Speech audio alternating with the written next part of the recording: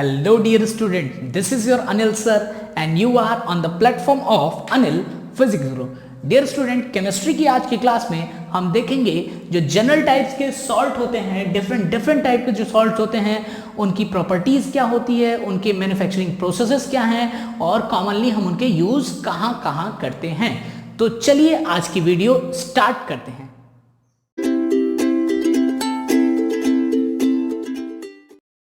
देखते हैं वो कौन से सॉल्ट्स हैं जिनको हम डिस्कस करने वाले हैं। तो फर्स्ट है आपका कॉमन सॉल्ट यानी सोडियम क्लोराइड NaCl, सेकंड है आपका सोडियम हाइड्रोक्साइड यानी कि कॉस्टिक सोडा NaOH, थर्ड है आपका ब्लीचिंग पाउडर CaOCl2, फोर्थ है आपका washing soda Na2CO3 10H2O, fifth है आपका बेकिंग सोडा NaHCO3, सिक्स्थ है आपका प्लास्टर ऑफ पेरिस यानी कि POP जिसको कहा जाता है कि CaSO4 हाफ H2O यानी हाफ को अगर हटाएंगे तो 2CaSO4.H2O। और इसके साथ साथ एक टॉपिक आपको एक्स्ट्रा ऐड कर दिया गया है जो कि है वाटर ऑफ क्रिस्टलाइजेशन।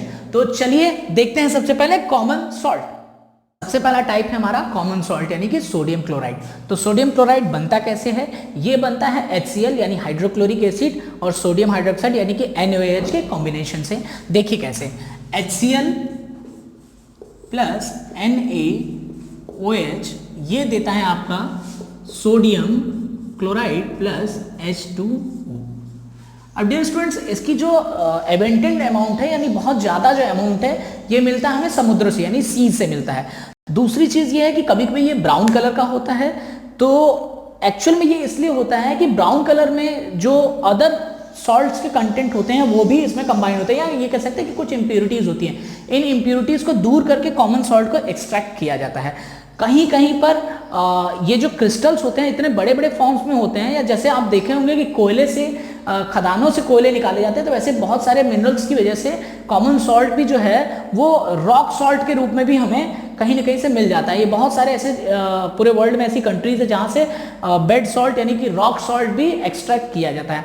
अब देखिए ये जो कॉमन सॉल्ट है इसका यूज बाकी के सॉल्ट्स को बनाने में भी किया जैसे जैसे आपका हो गया ब्लीचिंग पाउडर हो गया, कॉस्टिक सोडा हो गया, बेकिंग सोडा हो गया। इस तरह के जो सॉल्ट्स होते हैं इनका भी हम यूज इन्हीं को बनाने सोडियम क्लोराइड के बनाने से ही बाकी सॉल्ट्स का भी क्या करते हैं, हम एक्सट्रैक्शन करते हैं। तो आइए देखते हैं अपना सेकंड देख लेते हैं। कॉमन सॉल्ट से बनने वाला जो एक और प्रोडक्ट है वो है सोडियम हाइड्रोक्साइड।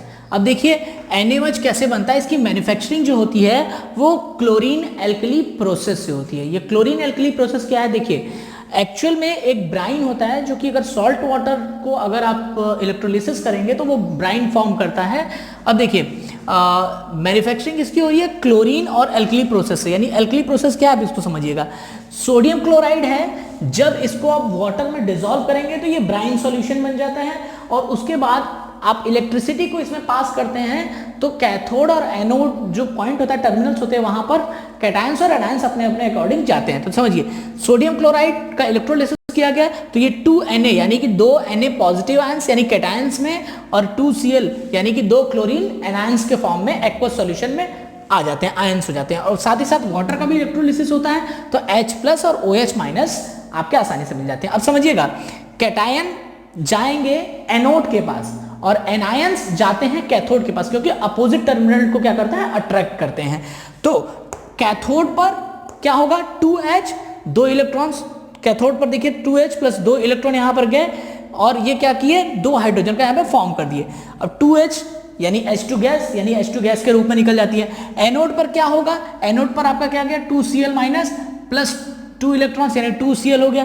क्लोरीन और क्लोरीन गैस कंसीडर कर लेंगे तो अब देखिए ये क्लोरीन गैस है और ये हाइड्रोजन गैस है। अब ये ओवरऑल क्या होता है रिएक्शन उसको समझिएगा।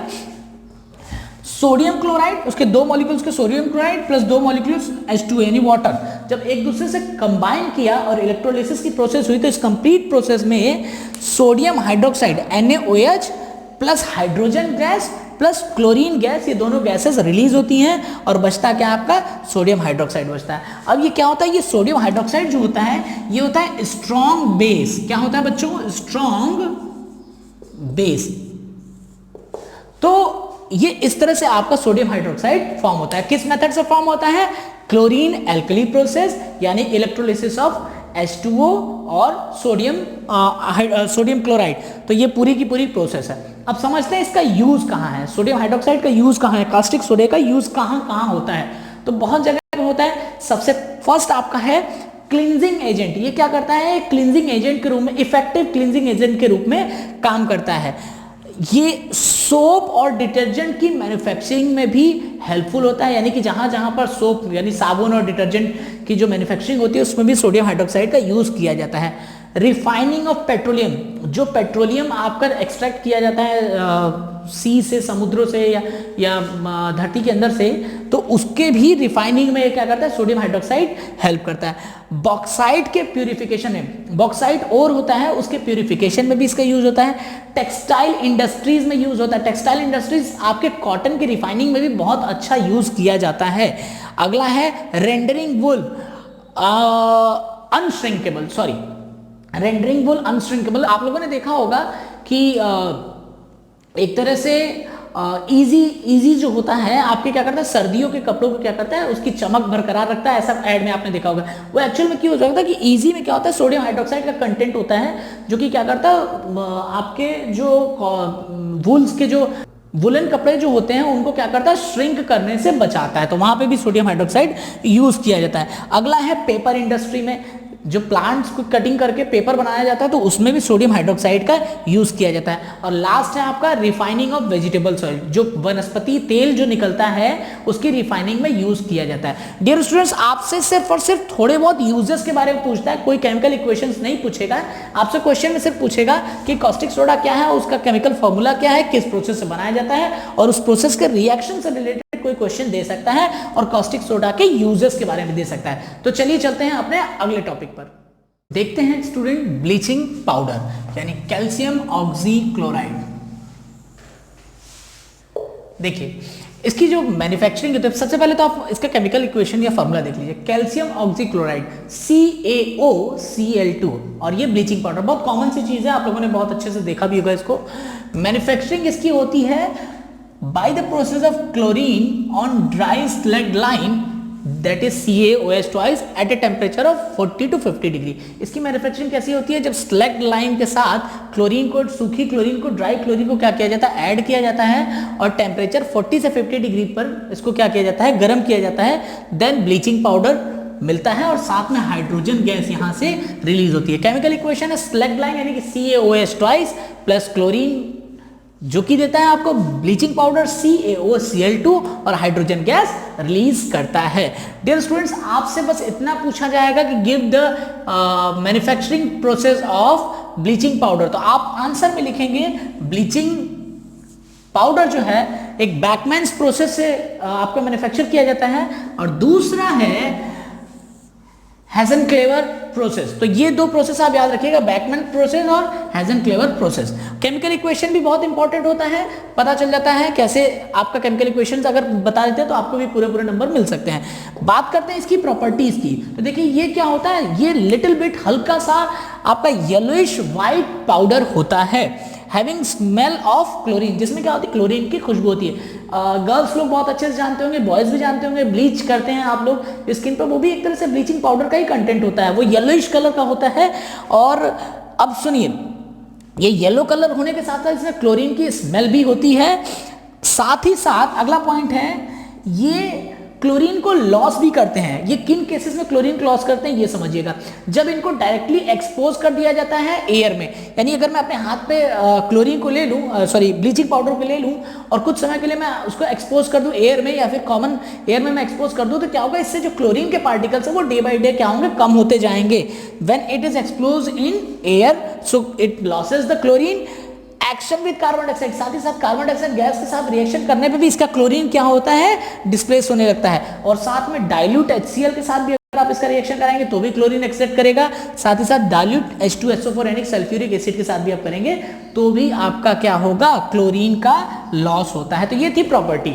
बात कर लेते हैं इसके यूजेस की। तो इसके यूजेस में आप 3-4 पॉइंट मेनली याद रखेंगे। यूजेस क्या है कि ब्लीचिंग पाउडर का जो यूज होता है as a bleaching of cotton यानी लिनन टेक्सटाइल्स में, जहां पे टेक्सटाइल इंडस्ट्रीज होती हैं, जहां पे लिनन का वर्क चलता है, तो वहां पर क्या करता है, कॉटन की ब्लीचिंग में इसको यूज किया जाता है।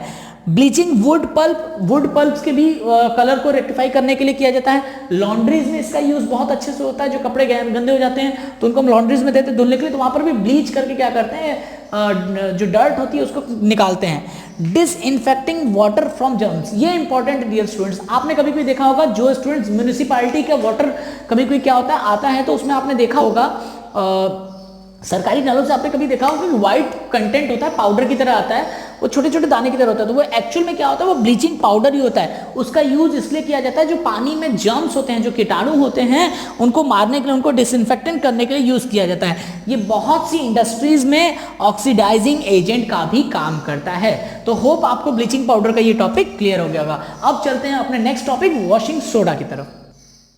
देखते हैं वॉशिंग सोडा।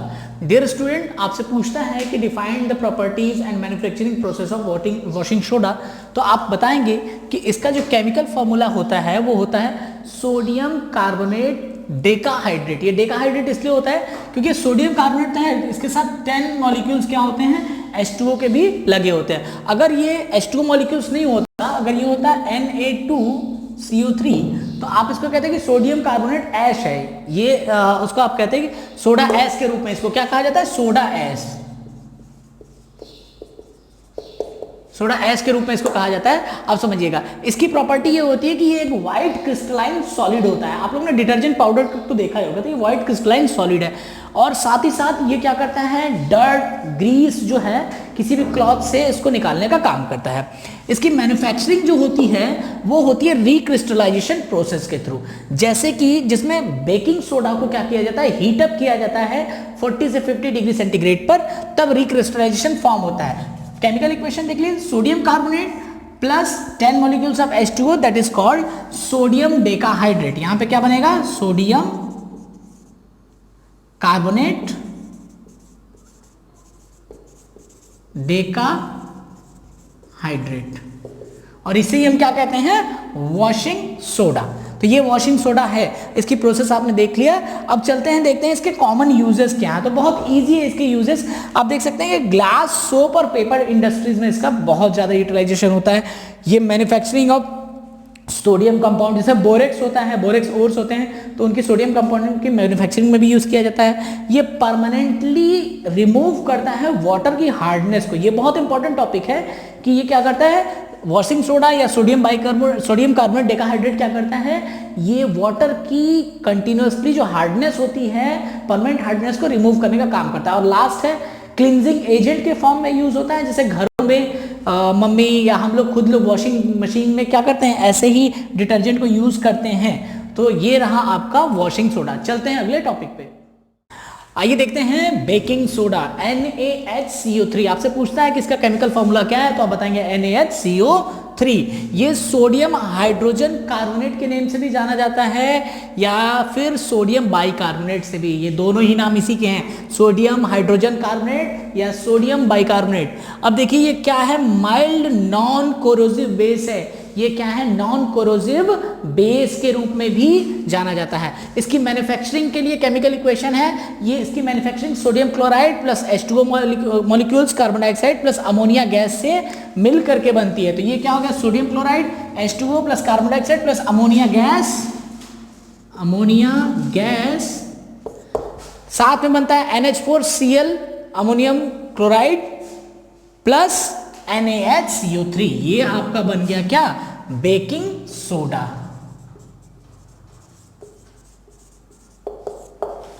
डियर स्टूडेंट्स, आपने देखा कि कैसे NaCl से प्लस H2O से ये रिएक्शन करके आपका बेकिंग सोडा होता है। तो अक्सर आपका मैन्युफैक्चरिंग प्रोसेस में ये रिएक्शन पूछ देता है। साथ ही साथ आपका पूछता है कि इसके यूजेस बताइए, तो बहुत सारे यूजेस आप इसके बता सकते हैं। ये है इंग्रेडिएंट इन एंट एसिड के रूप में भी फॉर्म किया जाता है। क्या होता है, ये एंट एसिड्स का एक प्रॉपर इंग्रेडिएंट भी है। ये क्या करता है, neutralise excess in stomach and provides relief. क्या करता है, एसिडिटी जो होती है उसको क्या करता है, neutralises excess in stomach and provides relief. Use in making baking soda. Dear student ध्यान देना रखना, जो बेकिंग सोडा है, बेकिंग पाउडर जो है वो बेकिंग सोडा से ही बनता है। तो क्या है, यहाँ पर बेकिंग पाउडर और बेकिंग सोडा अलग अलग चीजें हैं। तो उसको भूलिएगा मत। Used in soda acid fire extinguisher, soda acid fire extinguisher में भी इसका यूज किया जाता है। तो आइए चलते हैं अपने लास्ट टॉपिक की तरफ, ये देखते हैं प्लास्टर ऑफ पेरिस। तो समझिएगा dear students, plaster of Paris उसको कहा जाता है कैल्शियम सल्फेट हेमीहाइड्रेट। ये हेमीहाइड्रेट इसलिए कहा जाता है क्योंकि इसका जो केमिकल फॉर्मूला होता है CaSO4 हाफ H2O, या इसको अगर हम हाफ को इधर भेज देते हैं तो ये हो जाएगा ट्वाइस ऑफ CaSO4 H2O, यानी कि कैल्शियम सल्फेट हाइड्रेट, यानी कैल्शियम सल्फेट हेमीहाइड्रेट। अब इसकी मैन्युफैक्चरिंग कैसे होती है तो समझिएगा, it is obtained by the heating of gypsum. ये जिप्सम क्या होता है, ये जिप्सम होता है calcium sulphate CaSO4 into 2H2O। Calcium sulphate जब क्या होता है, दो मॉलिक्यूल्स ऑफ हाइड्रोजन के साथ ऐड हो जाता है तो वो क्या हो जाता है, जिप्सम बन जाता है। अब समझिएगा इसको, जिप्सम को जब हम गर्म करते हैं 373 डिग्री केल्विन के ऊपर, तब ये बनता है कैल्शियम सल्फेट हेमीहाइड्रेट। और इसको बैलेंस कर दिया जाए तो ये क्या, ट्वाइस ऑफ कैल्शियम सल्फेट, यानी जिप्सम को यहां पर फिर से गर्म किया जा रहा है तो calcium sulphate twice H2O plus 3 molecules of H2O। तो अब समझिएगा प्रॉपर्टीज इसकी क्या है, तो ये एक वाइट कलर का पाउडर होता है जो कि मिक्स करने पर वाटर के साथ हार्ड सॉल्यूशन बना लेता है, यानी कि ये क्या होता है, वाटर के साथ मिक्स करने पर हार्ड हो जाता है। आपने देखा होगा प्लास्टर ऑफ पेरिस जो है POP के नेम से भी जाना जाता है, उसका शॉर्ट फॉर्म है।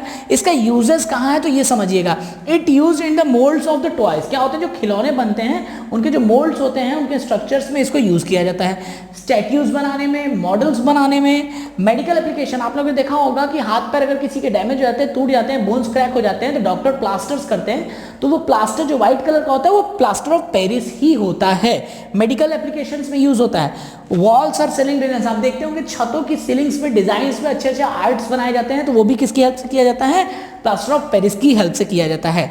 ये एक फायर प्रूफिंग एलिमेंट भी है। तो इस तरह से आपने देखा कि प्लास्टर ऑफ पेरिस कैसे काम करता है।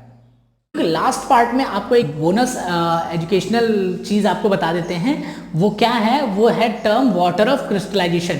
हमने वाटर ऑफ क्रिस्टलाइजेशन का बहुत जगह पे यूज किया, बट एक्चुअल में क्या है, देखिए कभी कभी कुछ केमिकल्स होते हैं जो कि एनहाइड्रस होते हैं, यानी कि जिनमें वाटर मॉलिक्यूल्स नहीं होता है, लेकिन फिर भी केमिकल रिएक्शंस लिखते टाइम उनके क्रिस्टल्स में क्या होते हैं, कुछ अमाउंट में वाटर डिसॉल्व होते हैं, वाटर उनके साथ अटैच होते हैं। जैसे कैल्शियम सल्फेट हो गया ट्वाइस H2O, तो ये जो 2H2O है यही क्या है, इसका वाटर ऑफ क्रिस्टलाइजेशन है। कहीं कहीं पर आपने देखा होगा अन्य जगहों पर यहाँ पर हाइड्रोजन के यानी कि वाटर के मॉलिक्यूल्स हाइड्रस एनहाइड्रस एलिमेंट्स के साथ जब अटैच करते हैं, उनके क्रिस्टल फॉर्म करते हैं, तो वो क्या कहलाते हैं, क्रिस्टलाइजेशन ऑफ वाटर। तो डियर स्टूडेंट्स, इस तरह से देखा कि हमने सॉल्ट यानी कि सारे सॉल्ट उसकी प्रॉपर्टीज भी खत्म कर ली। हमारे पहले पार्ट से लेकर के ये लास्ट पार्ट फिफ्थ पार्ट था आपका, इसमें हमने एसिड बेसेस एंड सॉल्ट के सारे इंपॉर्टेंट टॉपिक को कवर करने की कोशिश की है। अब आप बताइएगा कि आपको इसमें क्या छूट गया या क्या आपको और एक्स्ट्रा इन्फॉर्मेशन चाहिए। मेरी रिक्वेस्ट है आप सभी से कि चैनल को सब्सक्राइब जरूर करिए, लाइक कीजिए, कुछ अगर मिस्टेक्स हैं या फिर आपको कोई डाउट रह गया है तो वो कमेंट बॉक्स में जरूर बताएं। So from my side thank you so much my dear student.